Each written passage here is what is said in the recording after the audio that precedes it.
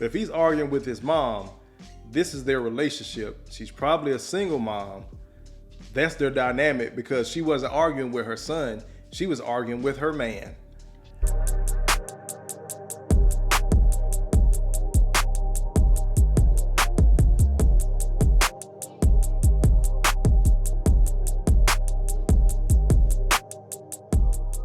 Tuber Cynthia G. She said if a black woman is pregnant, she finds out the sex of a baby is a male, she need to go ahead and have an abortion. And y'all wonder where this red pill, manosphere, passport bro space comes from. That's sad. These are and she has what? Thousands and thousands and thousands of subscribers. Is she over 100K? She probably over 100K, more than likely. That's crazy. Yeah. So again, it's not necessarily the Cynthia G's or the Ebony K's that are saying this stuff. Mm-hmm. It's the women that believe in it. But again, they want to crucify brothers for listening to Kevin Samuels.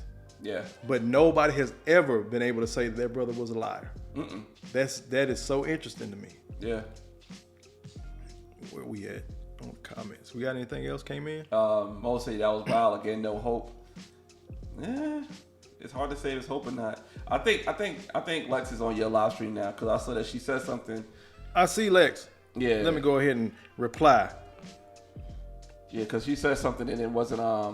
I didn't see the badge on there, so yeah, I guess she's on yours now. Ha ha ha! Stole your girl. Damn, Lex, got me looking crazy out here. But what I was gonna say, I asked you a question earlier, right? And I said, can we compare for the time that Kevin Samuels came out? Can we compare Kevin Samuels to Malcolm X and Martin Luther King Jr.? For the timing. Yes. Yeah. I gave a hard yes, and I'll tell y'all why.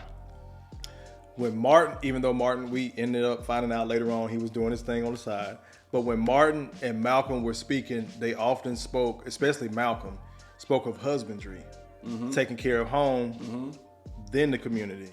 But first cleaning yourself up as a man through Islam, cleaning yourself up, family, then the community.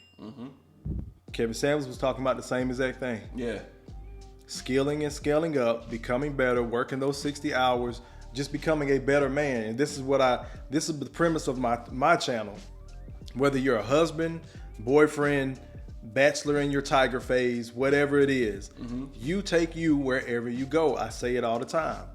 You have to be a better man, period. In order for me to be a better son, a better father, a better, future husband, potentially, boyfriend, whatever, I still got to be the best version of Kofa that I can be. Yeah. So when you asked me that, I thought about it. I was like, I didn't even think about it like that, but yes. Yeah. Most says a stretch. I like to have those type of thought-provoking questions like that. Like, was he the man at the time like that? I think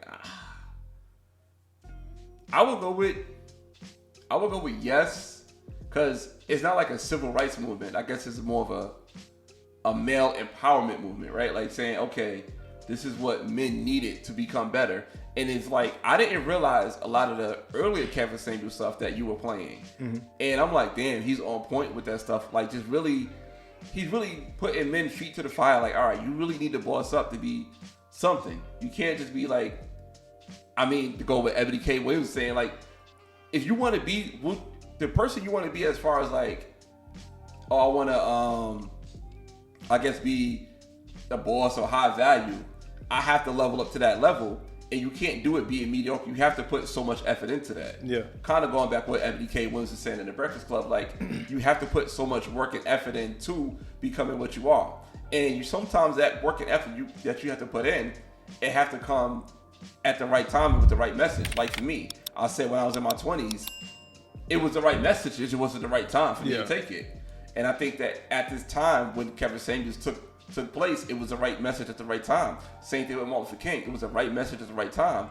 Same thing with Malcolm X. It's the right message at the right time. Yeah. So I see Mo saying it's a stretch, but I think it could be molded into the same thing. I'm not saying that Kevin Samuels was a freedom fighter or, I don't even like the way he died, to be honest. the semantics of it, the way he died, the way it looked. I don't like that at all, but I just think his message, just like Martin Luther King, just like Malcolm X, will live on. Yeah. It will live on. I think his message will live on. And it's not just a black thing either. I mean, there's a lot of... Oh, thanks, Chelsea. I think that... Oh, yeah, I hear Chinese people talking about it. I hear Korean people talk about Kevin Samuels. I hear white people talk about Kevin Samuels. It was just something that men needed to hear. Even though Kevin Samuels wasn't the first person to do it. Yeah. It was just that at the time, his setup, his personality, his bluntness, everything was needed. It was needed. Yeah. You know what I mean? And Jason said too, he said, "No, sir, I can't go that far. KS was great. He left a legacy, but not to the scale of a Malcolm or Martin." He also says KS more than likely will be the spark that creates the person that makes that impact. Yeah. And that's something that, you know, Tupac once said, where he was like, "I'm not saying I'm gonna change the world, but I guarantee I'm gonna spark the brain that changed the world." It's 2023. The brother died in 96. Yeah, 96. We're still talking about him. He's still a comparison to these newer rappers. Mm-hmm. Well, the newer rappers are trying to, you know, live this thug life lifestyle. Yeah. But it was so much more to Pac. I can go down that road later on. But the reason, again, Jason, that I said yes is because of the impact it had in such a, again, what you said, right time, right message. Yeah. Everything came together. Again, he wasn't a freedom fighter. He wasn't talking about that.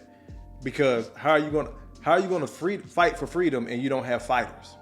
Yeah. You gotta have the men. We've always been the warrior class. I know we had the Woman King just come out and, you know, Woman King 2, Black Panther, but it's the men. Yeah. We got to lead, we got to protect. Unfortunately, and this is why so many men do chase the women, we don't know how much time we got. And it's not just the not taking care of yourself. The fact that we're working, we do take on more dangerous jobs and things of that nature.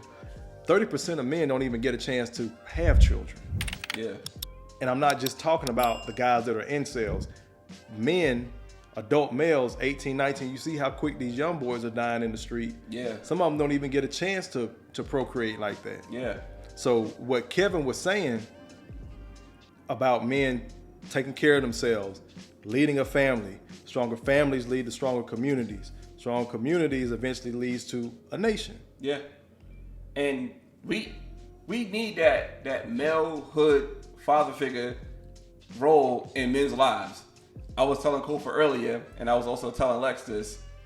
I'm outside chilling, right? I see this young man with his mom trying to jump a car, right?